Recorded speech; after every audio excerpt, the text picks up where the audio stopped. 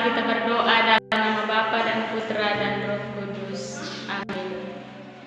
Allah yang Maha Penyayang dan Maha Pengampun, kami bersyukur dan memuliakan Dikau atas cinta-Mu yang tak berkesudahan. Kini kami berkumpul bersama di hadapan-Mu untuk memuji dan meluhurkan kebesaran kasih-Mu. Kami mohon kepadamu, sudi kiranya Engkau hadir dan mencurahkan Roh Kudus dalam hati kami, agar doa dan hidup kami semakin berkenan kepadamu.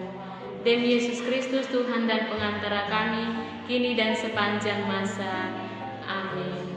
Marilah kita mendengarkan sabda Tuhan. Tuhan beserta kita sekarang dan selama-lamanya. Inilah Yesus Kristus menurut Markus. Dimuliakan Tuhan. Kemudian Yesus beserta murid-muridnya berangkat ke kampung-kampung di sekitar Kaisarea Filipi. Di tengah jalan ia bertanya kepada murid-muridnya, katanya, "Kata orang, siapakah aku ini?" Jawab mereka, "Ada yang menyatakan Yohanes Pembaptis, ada juga yang mengatakan Elia, ada pula yang mengatakan seorang para nabi." Ia bertanya kepada mereka, "Tetapi apa katamu, siapakah aku ini?"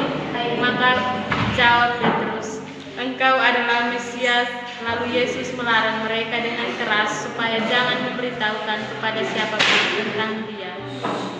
Kemudian mulailah Yesus mengajarkan kepada mereka bahwa Anak Manusia harus menanggung banyak penderitaan dan ditolak oleh tua-tua, imam-imam kepala dan ahli-ahli Taurat, lalu dibunuh dan dibangkit sesudah 3 hari. Hal ini dikatakannya dengan terus-teras. Tetapi Petrus menarik Yesus ke samping dan menegur dia. Maka berpalinglah Yesus dan sambil memandang murid-muridnya, ia memarahi Petrus, katanya, "Enyahlah iblis, sebab engkau bukan memikirkan apa yang dipikirkan Allah, melainkan apa yang dipikirkan manusia." Demikianlah sabda Tuhan. Terpujilah Kristus. Saudara-saudari yang terkasih dalam Kristus Tuhan, di Kaisarea Filipi, Yesus bertanya kepada Petrus tentang siapakah dirinya menurut para muridnya.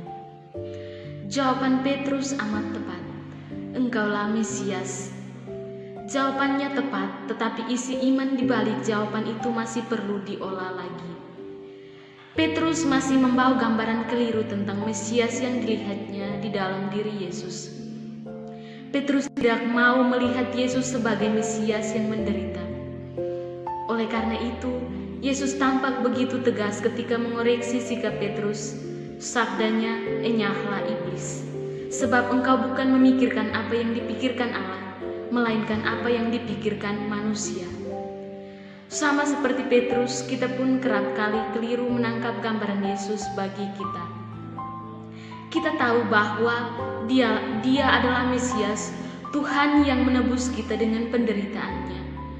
Meskipun begitu, kerap kali kita ingin Yesus mau menjadi Tuhan seperti yang kita pikirkan.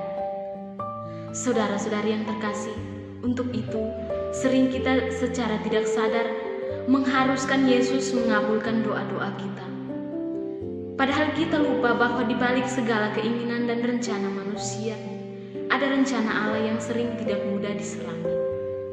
Di dalam hidup beriman, kesediaan menerima segala kehendak Allah merupakan dasar yang amat penting. Bunda Maria dan Tuhan Yesus sendiri telah memberi teladan yang jelas. Mereka begitu setia mengikuti apa yang dikehendaki Allah sampai pada situasi yang paling sulit sekalipun. Semoga. Amin. Saudara-saudari yang terkasih dalam Tuhan, setelah kita mendengar dan merenungkan sabda Tuhan, mari kita akhiri dengan doa. Marilah berdoa. Allah Bapa yang Maha Rahim dan penuh belas kasih, kami bersyukur kepadamu karena Engkau mengutus Putramu Yesus Kristus untuk menyelamatkan kami. Terima kasih atas penyertaan-Mu sepanjang pertemuan ini, sehingga kami dapat mendalami dengan baik. Kami mohon, semoga Engkau meneguhkan iman kami akan Putramu Yesus Kristus, satu-satunya penyelamat dunia. Dialah Tuhan dan pengantara kami yang hidup dan berkuasa dalam persekutuan dengan Roh Kudus Allah sepanjang masa. Amin. Dalam nama Bapa dan Putra dan Roh Kudus.